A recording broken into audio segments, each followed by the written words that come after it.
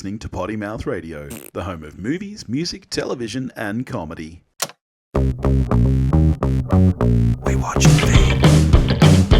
We watch a thing. Hello, everybody, and welcome back to We Watched a Thing with your boys, B Dizzle and Dave. How you doing, my friend? I'm very good. This was one of my most anticipated movies of the year, if you recall. I know it was, because from memory, you had this and The Monkey, two Stephen King adaptations on your most anticipated, both films that I did not know were even a thing until that list. That is very true, and went for most of my list, I think. But, and I am one of the world's biggest, I don't know if it's a term, but I'm going to coin it, Stan? I like that. Is that what we're going to call people that are just madly in love with Mike Flanagan and everything he does? Yeah, I'm a fan of that. That's good. That's right, because this week we are discussing the life of Chuck. And as well as that, we will have our top 5 Stephen King adaptations at the end. Yes, because it's all King all the time. Yes, but The Life of Chuck is a 2024 American fantasy drama film. Technically wide release this year in Year of Our Lord 2025, but I believe it was the Toronto Film Festival that it debuted at. He was filming this during fucking lockdown. That's how long this thing's been gestating like an elephant. Yeah, nobody wanted to see it. And no one wanted to pick it up. Utter cunt. Written and directed by Mike Flanagan, based on the 2020 novella by Stephen King from his compilation book If It Bleeds. It stars Tom Hiddleston. I think that's not fair to have him at Tom Hiddleston, Chiwetel Ejiofor, Karen Gillan, Mia Sara, Carl Lumbly, Benjamin Bachak, Jacob Tremblay, and Mark Hamill, with narration by Nick Offerman. Don't ask me. I know what you're about to say, and it's really unfair with this film, so... What do you think I'm about to say? You're about to say, what is it about, Dave? What do you want me to do it? And I'm going to say it's about Benjamin Button, but he's not called that. It's a guy who is dying, and it's about life and death. And all right, there you go. It's a Terrence Malick film, but made by someone else. So it's in 3 acts in reverse chronological order. So you start with his death and move back to the front. Unlike Benjamin Button, he's not aging backwards. We just see it backwards. It is just kind of told backwards a bit in chapters. But let's get into it. So this was on your most anticipated. Are you familiar with the novella at all? No. Never heard of it. All I knew is that Flanagan was doing another Stephen King, and he is one of the holy trilogy of filmmakers that can actually do that and make it awesome, along with Frank Darabont and Rob Reiner. He's the new Darabont, the new Darabont, Reiner, and Flanagan. If their names aren't on it, the Stephen King adaptation probably sucks. So I was really keen just based on that, and I knew it had Hiddleston and Karen Gillan and others in it. It's a pretty stacked cast, and I didn't watch trailers or anything. I knew vaguely that it wasn't a horror, and it was about a guy, but we were seeing his life in reverse, and that's literally the extent of everything I'd read. Well, let's get straight into it then. You and I haven't discussed this at all, apart from just before hitting record when I maybe alluded to some of my thoughts on the film. What did you think of the film then? Did it meet your expectations of most anticipated? It's really weird. I loved this film. Mm-hmm. Absolutely loved it. But I'm going to find it really hard to tell you why. Because while I was watching it, all I was thinking about were the things that kind of, quote unquote, weren't working for me, that I think weren't. But at no point was I even remotely disinterested, even for a second. And at no point was I wanting to, wishing it had been better or anything. But I was still continually going, maybe you could have done that better. But I got to the end and I was just like, oh my God, I'm feeling all of these. My cold robot heart is feeling feelings, and it makes me uncomfortable. Yeah. This is the Stephen King equivalent of a Nicholas Sparks book. Like it is emotional manipulation. That's what the film is. This is it as at the best form of that. But this is a movie that is supposed to make you feel certain emotions, and it is doing its best to make you feel those emotions. And I like that aspect of it. I'm an emotional person, so I like what the film has to say. It's kind of in that weird bucket with like Malick's Tree of Life, or with like Lovely Bones, or like what was that Robin Williams? What Dreams May Come? Yep. There's not many of them, but I kind of lumped them all in together because they're kind of feeling movies. Yeah, that's what this movie is, and I think that's fine for what it is. I don't think this movie's fantastic. I think that this is a movie that is nowhere near as good as the sum of its parts. There are some real highlights in this movie for me. Yep. No, but this as is a very movie, fair. this is better left on the page and as a short story. This movie is too drawn out. Have you read this, by the way? I actually haven't.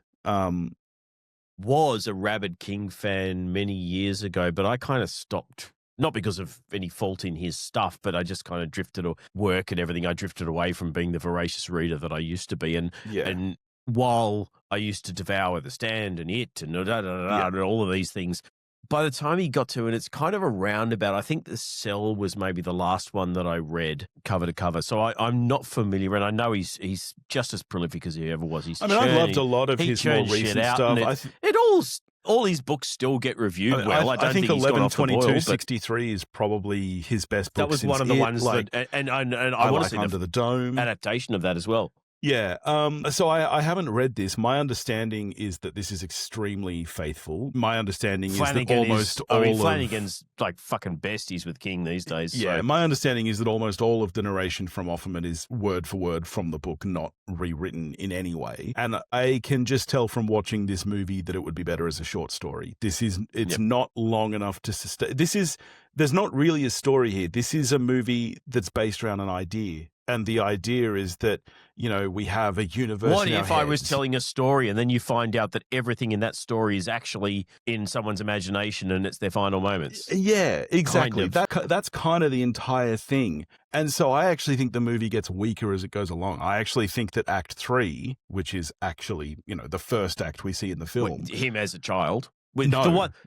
Reverse. Act 3, which is the Chiwetel Ejiofor. The one that's called Act 3, not the one that in the film is Act 3. Yes. I actually think that is by far the strongest segment of this film, and then it gets weaker from there. I then like Act 2 and then Act 1. And it's weirdly the one that almost stands apart from the kind of conceit of the overall project. It's the one that's actually not about his life. It's the one that takes place in his head in the final moments. Of kind of two people in this weird, is it nearly the apocalypse or isn't it scenario and it's the one that's really not explained because you don't find out until later why this weird shit's happening. It's just these couples are coming back together. The world appears to be ending. We don't know why. There's the weird billboards talking about this Chuck guy that no one seems to know who the fuck he is. Yeah.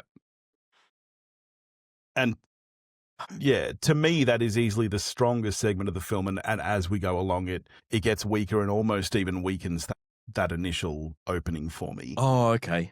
Like, I get it. And I like the emotionality of it and the idea that, we are a universe. Each of us is kind of, and when you die, kind of everything that revolves around you dies with it. Like, I like that idea. For me, this movie is way too drawn out to really make that point by the end of the film. The best parts of Act 1, actually Act 3 for me, is the grandparents. Mia Sara is fantastic. It's great to see her again. The weird thing, Leah's going through a phase where she's just wanting fucking teen movies all the time. And I have a very small frame of teen movies that I can bear to sit through again. So we've been doing some John Hughes and all the rest of it. And we happen to have been literally immediately before I watched this, watching Ferris Bueller. And other than Legend, let's face it, other than that and Legend, could you name another Mia Sara film? Time Cop. Wow. All right, deep cut. Fair enough. Okay. I know that because, reference to our friend Wayne Aruzu, there is a titty bonus in it. So, well, in the case of Mia Sara, not a huge one. Ouch. I still love her. Yeah. But weirdly, so I'd literally half an hour earlier been watching probably her most famous role, and then I probably wouldn't have even recognized her. Yeah, because it's been so long between drinks. But she's Mark great Hamill's in this. Great as well. Her and Hamill have bizarrely amazing chemistry. That I loved the feeling of that house and that environment, and the scenes with the scenes with her are obviously the big emotional crux, because that's where all of the kind of chickens come home to roost, all of the things, even from the little finger gesture to the dances to the lines that he says in those earlier segments of the film. That's where the kind of payoff is. That's where you see, this all it all gets repeated. But the thing that hit me hard was when I think Mark Hamill's character is passed out, drunk, and Jacob Tremblay, I think it's Jacob Tremblay by that point, finally gets the keys and finally goes to unlock the attic room. Yeah. And Hamill just loses it and ends up kind of knocking him, and he falls down the stairs. And then after that, the kind of emotional break in Mark Hamill when he realizes that he's hurt the boy. I had tears welling up. That was such a massive punch in the guts. Yeah. I mean, and that's the thing for me when, Mia Sara and Mark Hamill steal the third act, Chiwetel Ejiofor and Karen Gillan steal the first act. Their chemistry is great in that. The middle act is fun. It's very short. It's really just a single scene. Unlike the rest of that's why it's weird that Hiddleston is the one that's kind of getting top. I mean, I guess it's because he's the title character, but really, it's the shortest segment. There's all of the emotion is in the first and last act. Yeah. The middle one, I think, is gorgeous. It's like a Damien Chazelle short film. Yes. And I loved it. I did find it enormously moving. Same, and it's very, very enjoyable. And without it, neither of the two big bookends kind of work. Yeah. It's the glue, but yet it is kind of the light, not frothy, because there is some emotional heft, but it's comparatively frothy kind of, it's almost an intermission. Almost all of the emotional weight in that segment comes from the narration, which I was going to ask you on your take on the narration, because you and I have disagreed on this before, because I have no issue with narration.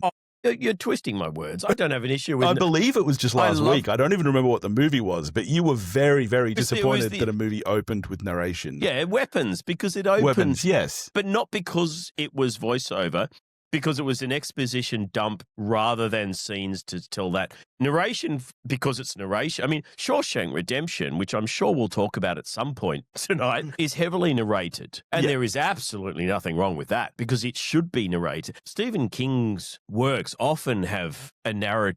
Beautiful prose. And a narration kind of element to them, because they're almost always being told. I haven't done research on this. Narrative. They're always they're being told. Party, they're a story being told by someone in Stand By Me. Another example. It's someone telling a story of their past, and so narration is always it. Another one. They're always. And narration logically forms a part of that sort of storytelling. So I've got no issue with that. It's just when it's a lazy directorial tool to avoid having to show something they don't know how to show. Yeah. Yeah. So I guess my thoughts on this movie are, it makes complete sense to me that this movie's not setting the world on fire. It's nowhere. This movie's never going to make its budget back.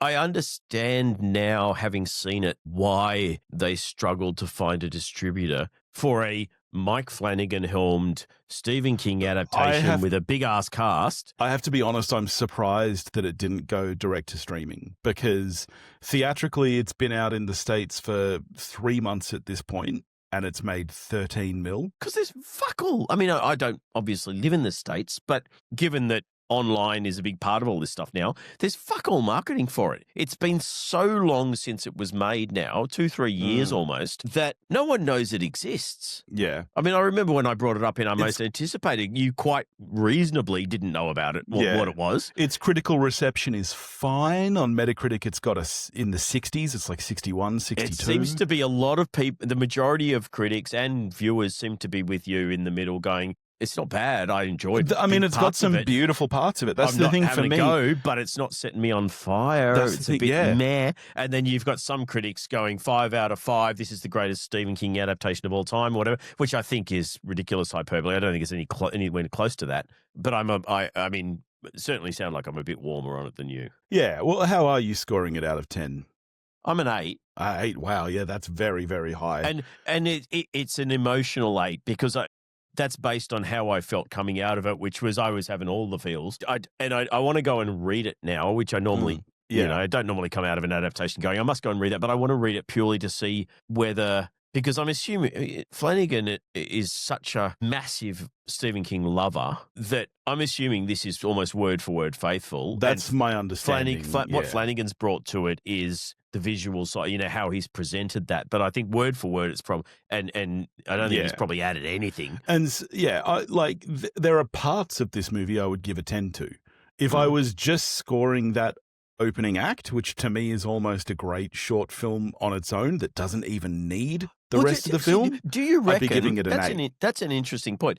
Do you think you could extract Act 3 or Act 1 of without the film? seeing the rest? Yeah, 100%. Because I think it ends with him in the hospital bed as he's dying. The stars burst out. Well, I reckon you could almost remove that and remove all of the posters of Chuck and just have this mysterious, it's the end of the world. I don't quite get it, but this couple's coming back together and it's super beautiful and it ends with them holding hands and then the lights go out. Yeah. I think that's a gorgeous short film. Totally, 100%. So if I was just scoring that opening, it'd be much higher. There are some great moments, particularly in that first, I can't even remember what he's talking about, but Chiwetel Ejiofor gives a great kind of monologue at one point over the phone to Karen Gillan. It's the whole calendar thing where mankind didn't come till the 31st of December. Yes, and then that's all fantastic. I think Hamill tells it to him, I think. Yeah. And everything ties back to that final act. There's all good stuff there, but I'm landing on a 6 overall. It's makes sense. Fine. I enjoyed lots of it, but not as much as some of the films we're going to talk about now. So.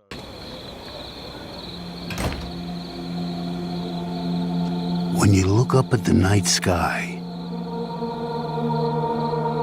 it can tell you stuff about your future.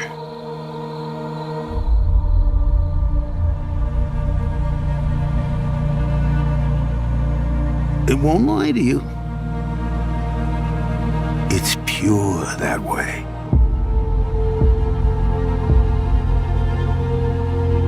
You might see a lot more than you wanted. But if you have heart, you have hope. And you have heart in you.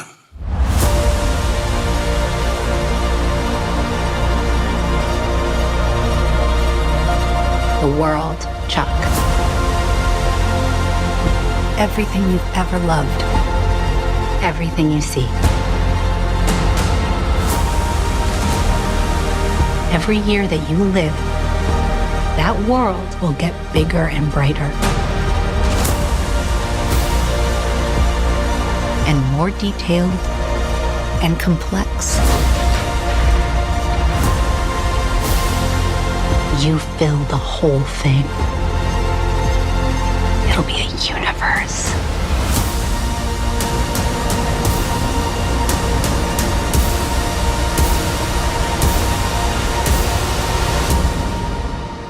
Isn't that wonderful?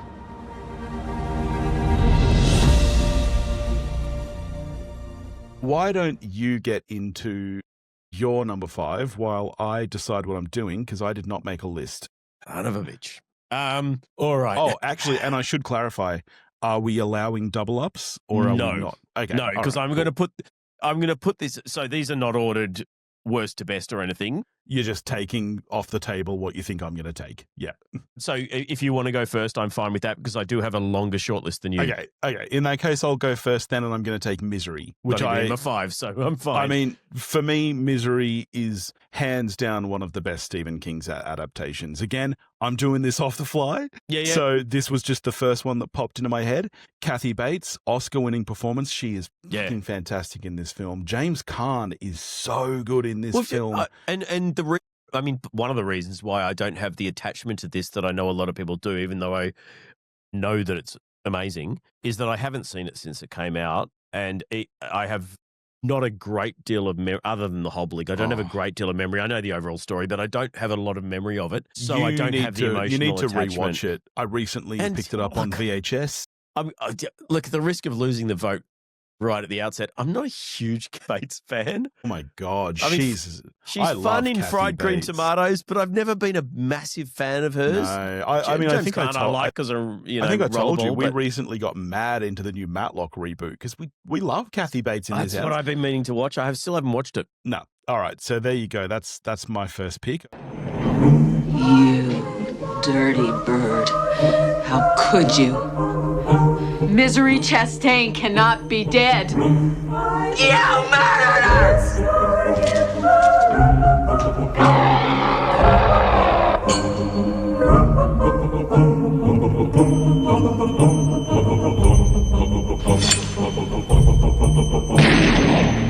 Whatever you're thinking about doing, please don't do it. It's for the best. Well, I mean, I'm assuming you're taking a Darabont. I'm going to have to. It's just which I'm going to take Shawshank. I figured you would. Yeah. Yeah. I haven't so much love for this film for a long time. It was my number one film of all time. It's the one that ousted Fight Club. It's just to take, and this is what kind of put Darabont on the map, really. Is this film, and there's 100%. We'll talk and about the him again, no doubt. The relationship between Darabont and King. I mean, I'm sure that you know the history there. That King allows aspiring filmmakers his $1, his dollar babies, he calls them, and that's kind of what started their relationship. And I think it's a great adaptation. I mean, I mean, we haven't mentioned it, but he is, considering how little genuine duds there are, he is unbelievably prolific yet good in terms of, he over 200 short stories, 65 novella, whatever, 400 million books sold. And you're more of a writer than I am. I dabble, but you're an aspiring writer. You love writing. Just the numbers alone are astonishing. So I mean, when listeners might not, a lot of them probably will not be aware of all of the adaptation. We're trying to pull a top 5 from 60. And that's only like the proper. For that 65, you can double that again for all the sequels and things that aren't. He's not that aren't directly. There's not. How many Children of the Corn fucking movies are there? So for someone that is that prolific, and let's face it, doesn't appear to be fucking slowing down. No. It's incredible how many good things there are to pick from. But Shawshank has always been such a. I love this film. I mean, we talked about the whole narration thing, but the fact that it's narrated by the secondary character is a really novel approach that maybe there's 1,000 examples in literature. I can't think of any off the top of my head. Is Moby Dick one? Fuck it, I don't know. Anyway, but the fact that it's narrated by Red rather than by Andy Dufresne, and it tells the story of, Red was there before Andy Dufresne, and it tells the story of how Andy Dufresne entered his life, the impact that he made on it in this, what would be a fairly horrific environment, but the fact that they found beauty in their friendship, they found beauty in their surroundings. And even a lot of the secondary characters, I cry every time. Brooks the old, my God. It's just a very, very well-made film from a very, very well-told story. So it's, and the fact that all credit to Frank Darabont, who took a short story, not even a fucking novella. I mean, Rita Hayworth and Shawshank Redemption is not a long piece of work. It's a very good one, but it's not long. And that he was able to grow that with no bloat into this incredible film, I think is just for a guy who's got a pretty good career. I think it's just an absolute pinnacle. Ladies and gentlemen, you've heard all the evidence. This was revenge. He fired the gun empty and then stopped to reload. You strike me as a remorseless man, Mr. Dufresne. I hereby order you to serve 2 life sentences back to back. I send you here for life. That's exactly what they take. I'm Mr. Norton, the warden. I believe in 2 things: discipline and the Bible. Here you'll receive both. Why'd you do it? I didn't, since you asked. You gonna fit right in. Everybody in here is innocent. Hayward, what you in here for? Didn't do it. He had a quiet way about him. A walk and a talk that just wasn't normal around here. On the outside, I was an honest man, straight as an arrow. I had to come to prison to be a crook. I think it would be fair to say I liked Andy from the start. You think he'll ever get out of here? I don't think so. Open this door! I guess it comes down to a simple choice, Billy. Get busy living, or get busy dying. There's something inside that they can't get to that's yours. What are you talking about? Hope. All right. Well, I've taken a Reiner, you've taken a Darabont. I'm going to go ahead with another Reiner, and it's 1986's Stand By Me, which great film, based, of course, on the novella The Body. And I love the relationship between these kids. Oh, this is it the opening line that's you'll never have friends. Never have friends like you do when you're 12 or something along those lines. Yeah. I mean, and that is the film. And Reiner hits it out of the park from the moment the screen 100%. opens. And just the casting of these kids. Will Wheaton, I think, was an underrated child actor who sadly got kind of crushed under the weight of Star Trek. Like that bun. Drew Hallam is pissing himself laughing right now over that. River Phoenix, Corey Feldman. Jerry O'Connell is great in this film.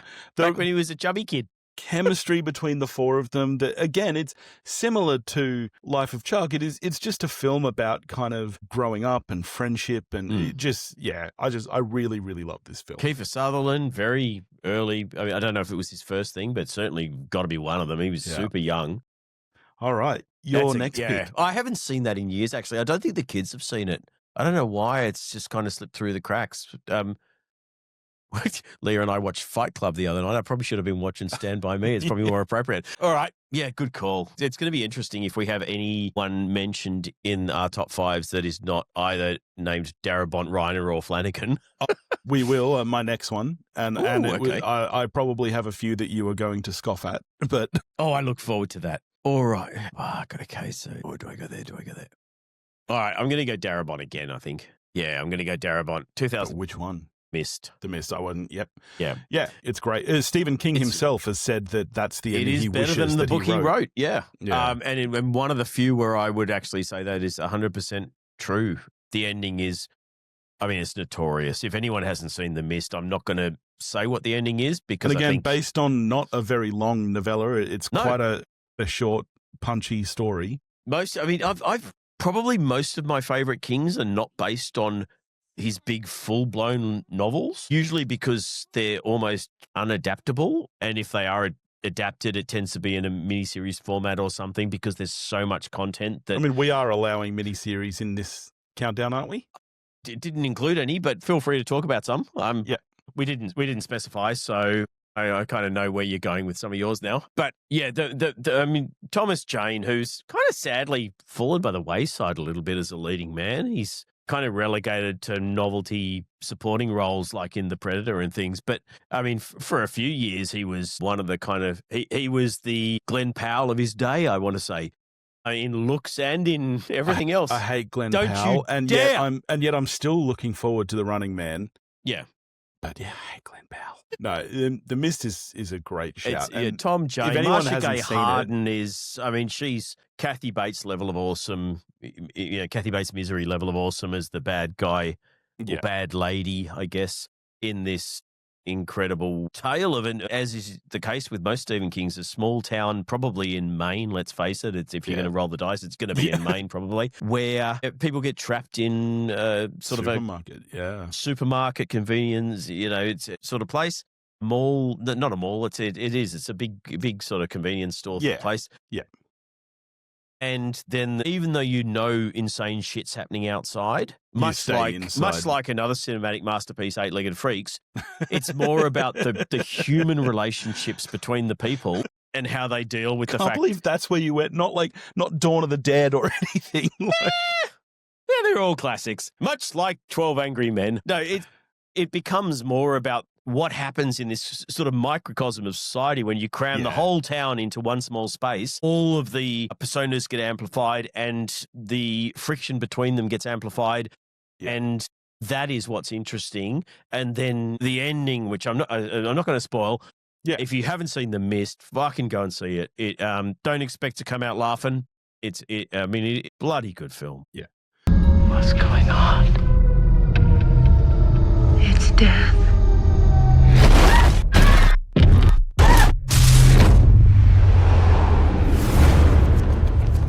Something in the mist! Shut the doors! Shut the doors! The only way we're going to help ourselves is to seek rescue. Tie this around your waist. What for? It'll let us know you got at least 300 feet. There's nothing out there. Nothing in the mist. What if you're wrong? Then I guess that Chuck would be on me.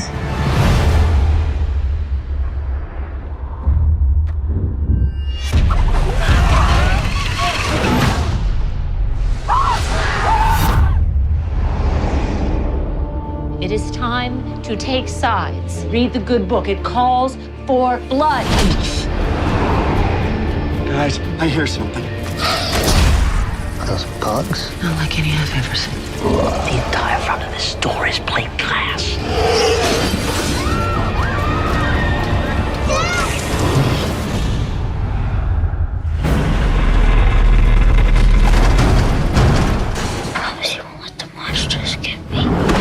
What were you guys messing with up there? I thought that there were other dimensions. They wanted to try and make a window.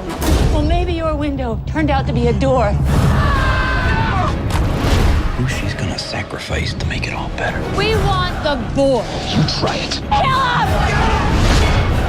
Kill him!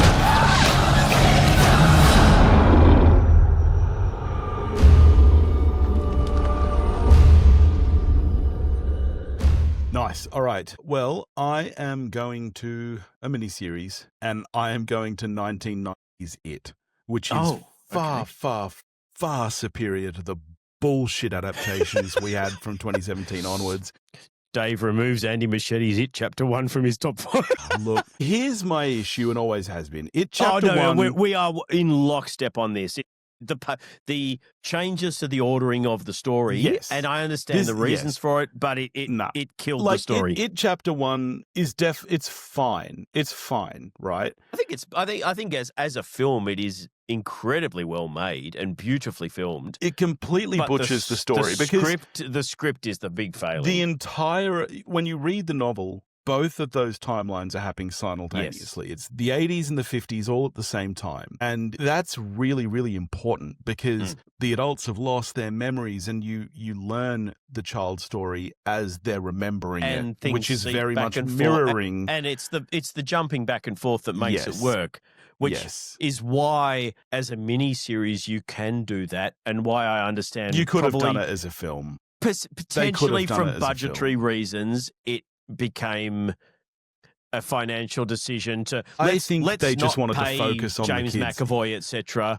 for 3 years. Let's pay them for a year. I think they just wanted to focus on the kids' story first because they knew it would sell, especially with the shift in time, changing it from the 50s to the 80s. It's very Stranger Things. It's very nostalgic. I think they were just banking on that. And then when it was such a success, they decided to go ahead and do Chapter 2. And they would always have been doing Chapter 2. It's an unfinished story. I'm sure that.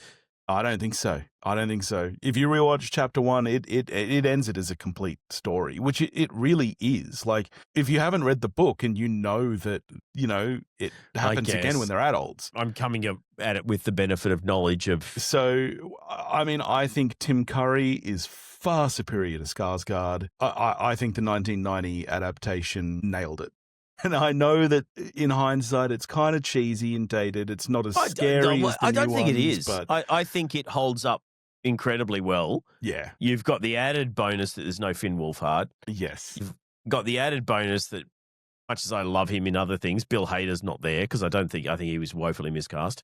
But I do think that Machete did a good job leaving aside whoever decided to split it. And for whatever reason, they decided to split it into the two, which we 100% agree is a huge failing. But I think Skarsgård is incredible. I'm not saying better or what. He's different than Curry. I believe that he's coming back for the TV series, right? He's in Welcome to Derry. I haven't seen much of him, but he's definitely in there as Pennywise, Yeah. Well, that hasn't actually started yet, has it? It's coming this year, though. Genuinely, I don't know. As we'll probably mention at the end of this episode, I didn't even know that the Alien series had started yet. So until 24 hours ago.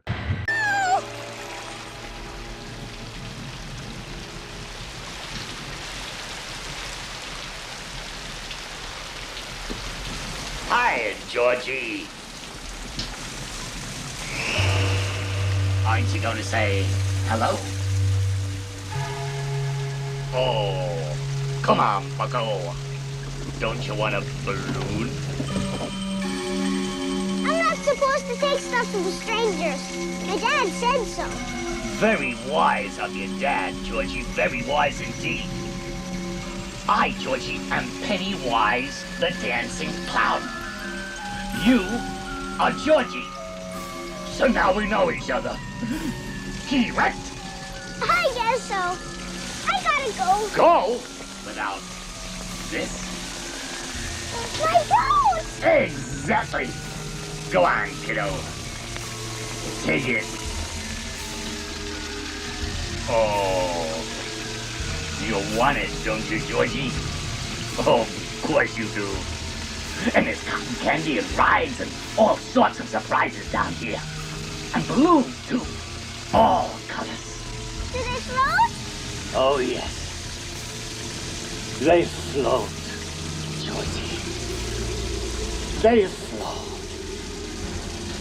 And when you're down here with me, you float too! Over to you for your third. Unprepared as I am. All right. For my next one, I'm going a complete nostalgia pick. That's good because I'm going the opposite with my next one. It's almost definitely not the third best Stephen King adaptation, but I'm going with 1982's Creepshow, which I've got I was 10 when this came out. And I still remember seeing it. Probably, I don't think I saw it at the movies. I mean, you'd be surprised. I'm looking at a Vulture article right now, which is Stephen King movies ranked, and Creepshow is number 6. So you're definitely obviously written by a Gen Xer. But I do distinctly remember this being one of the quote unquote video nasties that I wasn't supposed to rent that I rented on VHS. Probably around about 84, 85, I'd guess. So it would have been one of the first VHS tapes that I ever rented. Almost certainly rented and watched secretly when mum and dad were out for dinner one night. I'm sure they wouldn't have been, allowed me to watch it. But it's just, firstly, it is the first film that Stephen King was actively involved in. So it's obviously not I won't mention the name because it might come up, but not the first adaptation of his things. It's a couple of years after that, but it's the first one where he was involved in the screenplay. So he's a part of the film adaptation. He wrote the screenplay from memory, and it is fucking star-studded. It is wall-to-wall A-list actors because he was obviously a massive. He was already a massive name from the films that had released over the preceding 5-6 years or whatever since his full-length novels started appearing. But Hal Holbrook, Adrian Barbeau, I think Ted Danson's in there. Leslie Nielsen from memory. Fuck, I should have actually written this down because I'm just going purely off memory. But unlike the sequel, which I do love Creepshow too, mainly because of the middle story, The Raft, which I think is a masterpiece. Yeah. But the first Creepshow, every story is great. Even the one where Stephen King's the star. And we know that writers and directors should never appear in their works because they're always shit. But, the role of Geordie Verrill lends itself to someone who can't act because he barely says anything. He just turns into a pop plant. But the Hal Holbrook, Adrian Barbeau story is fantastic. You've got Father's Day, which is fucking great. The Edward G. Marshall, what's it called? They're creeping all over you, or there's something like that, where he's the clean freak in this hermetically sealed apartment that just slowly gets overrun with cockroaches. My God, I had nightmares for weeks. So good. Yeah, nice. Director Romero directed from memory. Creepshow. It's really solid, and the wraparound concept of this Creepshow comic, I think, was just perfect for the early 80s. Nice. All right. Well, I'm going with a pick with absolutely no nostalgia involved because it is, apart from the film we reviewed earlier, the most recent Stephen King adaptation. I'm going with The Monkey, Osgood Perkins. I loved this adaptation. It was so much fun. It was gory. It was graphic. It was really, really funny. I loved this film. 100%. I'm still surprised it's a Stephen King, to be honest. Yeah. I'm not going to say too much more about it. We did a whole review on it, but go back and listen to that. But Jesus Christ, if you haven't seen this and you have any love for kind of offbeat comedies and I'd say light horror, there's nothing scary about this. It's kind of a lot of splatter, but it's all tongue-in-cheek splatter. But this movie's a blast. Yeah. Oh, that's odd. I don't remember locking this. You wouldn't happen to remember if my aunt had a wind-up toy monkey at the yard sale? Oh, not a cherished childhood memory now, was it? No!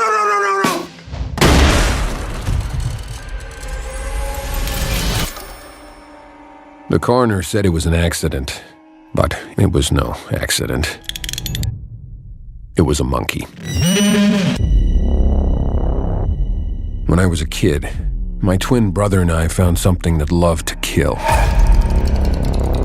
I did everything I could to make it go the fuck away. But it had other plans. Hello, brother. Bill. The monkey that likes killing our family. It's back. It must be vanquished. Why don't you vanquish it, huh, Bill?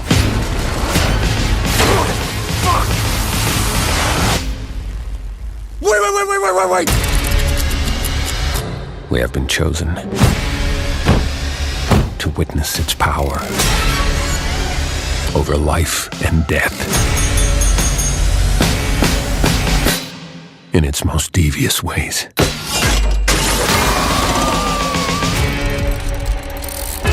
It's a toy monkey? It's evil. It's basically the devil. Everybody dies. And that's life.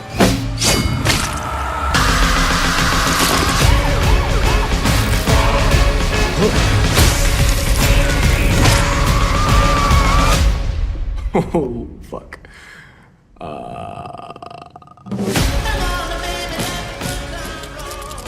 All right, your fourth pick. You took that. So do I go what I genuinely think is one of his 5 best, or do I go with something that's not that good that I have just have a love for? That's the question. I'll leave that till last because you might pick it, and I will go with, all right, of the 6 or 7 that I'm sort of tossing between, this is not even in the top half in terms of quality of film. It's not a bad film.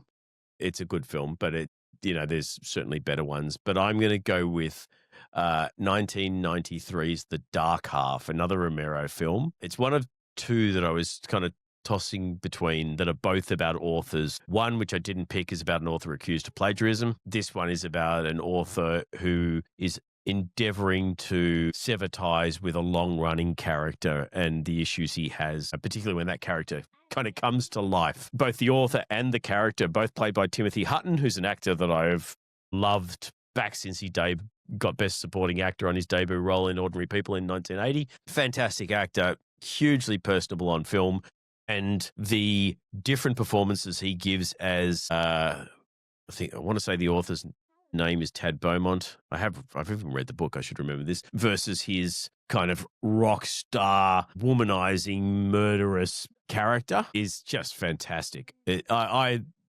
This movie is so much fun. It's a little bit cheesy. It's very much a product of the early 90s, but Hutton is amazing. Romero's direction is great, and it's just a really fun story. And you can feel a bit of Stephen King in any of these stories he writes where it's about an author. There's obviously... Misery is the same. When he's writing about an author with writer's block, you go, oh, okay, you were literally had writer's block and thought, I don't have anything. I'll write about a writer with writer's block. So, yeah, Dark Half. Haven't seen it in a number of years, but it looms very fondly in my memory. Nice.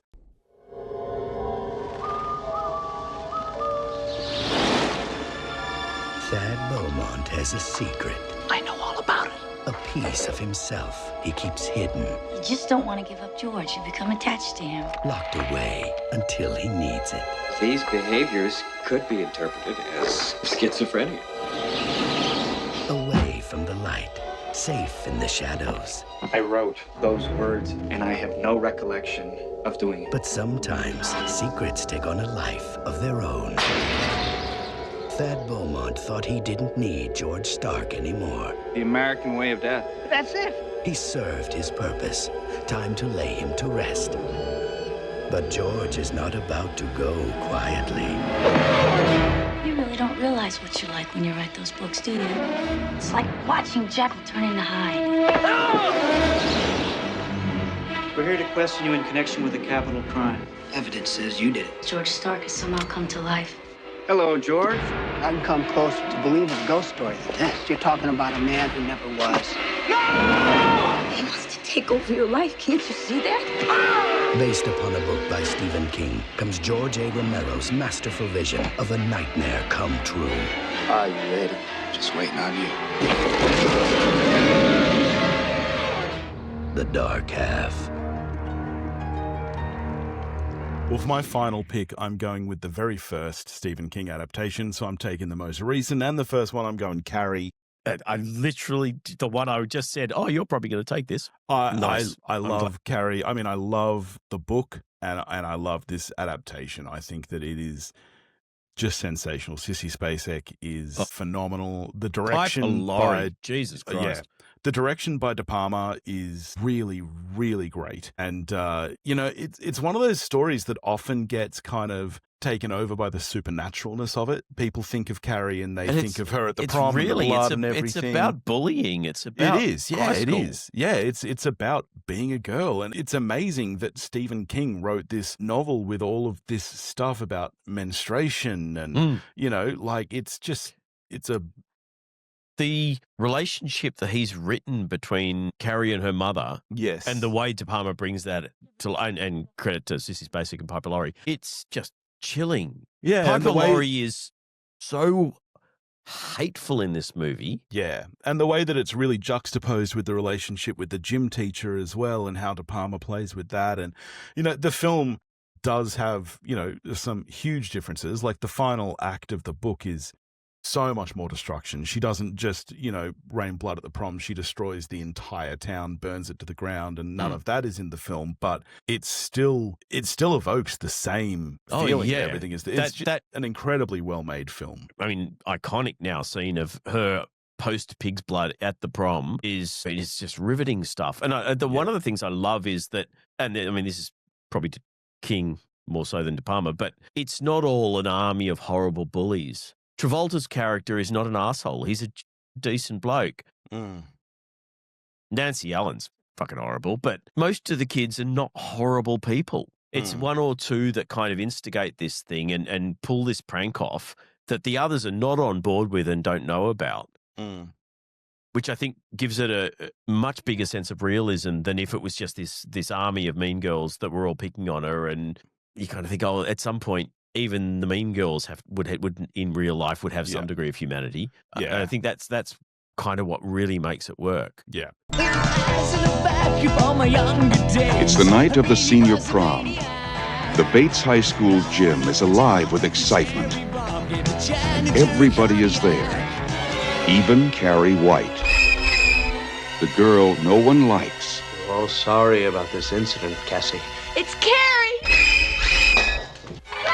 And everyone makes fun of her. The girl who lives in that creepy house with her crazy mother. Help the sinning woman see the sin of her days and ways. Show her that if she had remained sinless, the curse of blood would never have come on her. The girl with the strange power. If I concentrate hard enough, I can move things. But tonight, no one will laugh at Carrie. If you don't have a date to the prom next Friday, would you like to go with me? She's with the best-looking boy in the senior class. He's trying to trick me again. She'll be voted queen of the prom. I can make sure that you don't hurt Carrie White anymore. For Carrie, it will be a dream come true. For everyone else, it will be a nightmare. Carrie. A new film by Brian De Palma. Based on the chilling bestseller. Starring Sissy Spacek, Piper Laurie, and introducing John Travolta in his first motion picture role.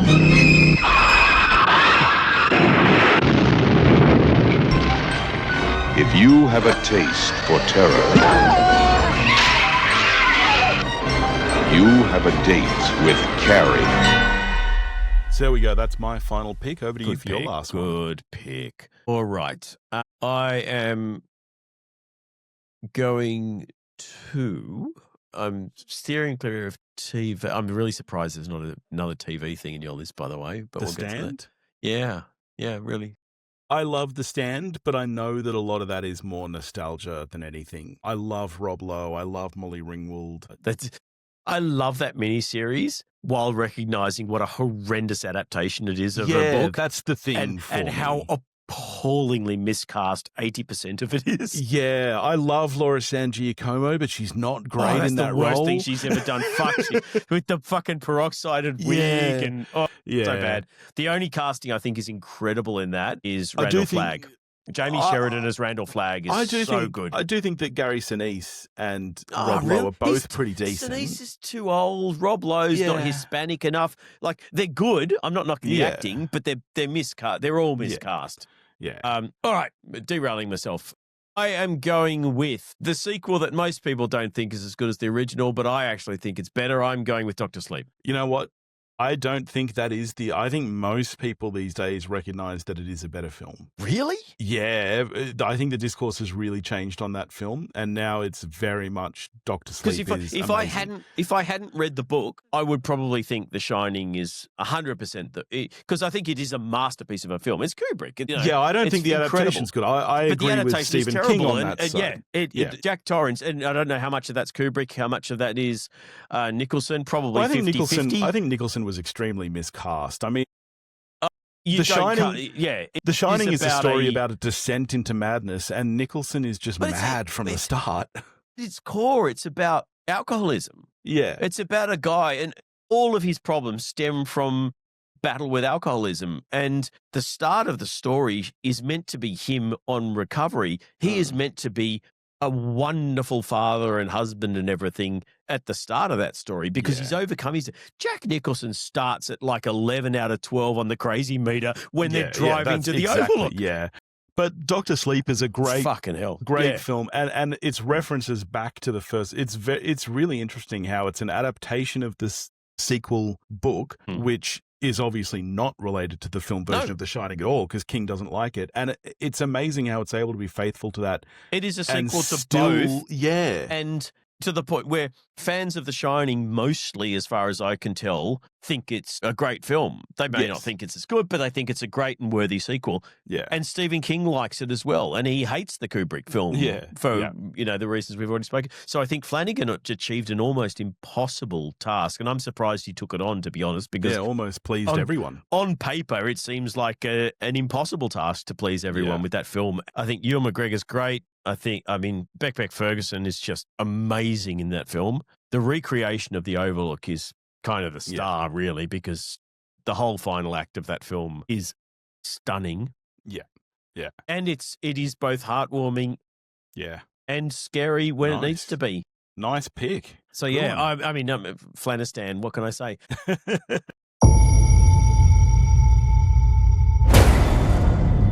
When I was a kid, there was a place. A dark place.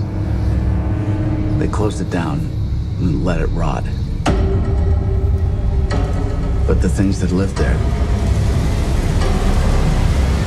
Hello, Danny.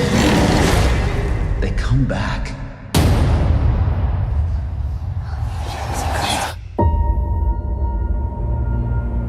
Not many ride the bus this far north. You're running away from something?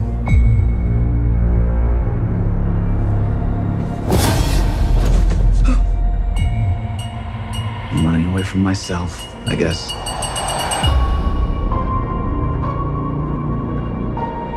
Hi. You can hear me. You're magic.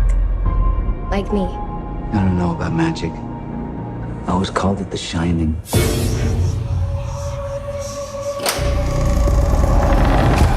The world is a hungry place. A dangerous place.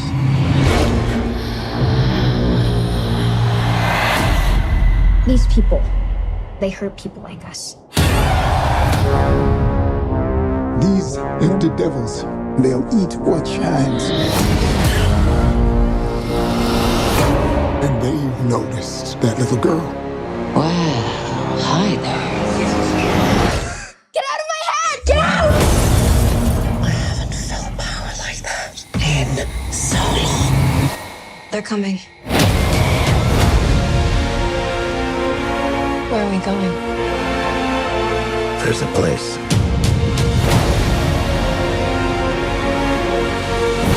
You sure you want to do this? I'm ready. Yes, you run, dear. And then I will find you, and you will scream for years. Come and play with us forever and ever. It was going to be that or Gerald's Game. Yeah, I love Gerald's Game. But Gerald's Game is obviously a much Yeah. smaller, more intimate film, whereas Dr. Sleep is kind of grand in scope. Nice. Any Good honourable stuff. mentions off the top of your head with your ill-prepared list? None from me. I'll quickly shout out a couple just in case people haven't seen them. You said this. I do have to run and get the kids to bed. Sorry. All right. So Secret Windows, the other one about an author that I knew that. mentioned, Johnny Depp. Good film. 1408 was very close to my list. Yep. I love John Cusack. Unlike The Cell, which is a god-awful abomination, there's another Stephen King film that has John Cusack and Samuel L. Jackson called 1408, which is genuinely scary and genuinely good. Gerald's Game I mentioned. The Dead Zone Cronenberg film, very, very good. Very good. Green Mile, the other Darabont. And other than that, a couple of TV ones, because I didn't include TV, but The Stand I love, and The Outsider, which if you haven't seen it, Outsider's really good. Yeah. And keep an eye out later this year, 2 more Kings coming, The Long Walk and The Running Man. Nice. Well, next week we will be getting to Alien Earth, checking out at least the first few episodes of that, which I'm pretty keen for. The early word is very strong. That's what I've heard. I went to put it on last night and I fell asleep. No comment on that. I was very, very tired, but early word very strong, and we both love Noah Hawley dearly, so I have very high hopes. Nice. So in the meantime, if you want to get in touch with us, you can do that at pottymouthradio.com or pottymouthradio@gmail.com. You can find us on the Facebook listener community where you can have your say. If you're listening to this with your ear holes, then you can check it out with your eye holes on the YouTube. And if you are on the YouTube, then hit that bell, do all that likey stuff. Yeah, do that stuff. We love that. And it we'll helps catch you us out. next week. Cheerio.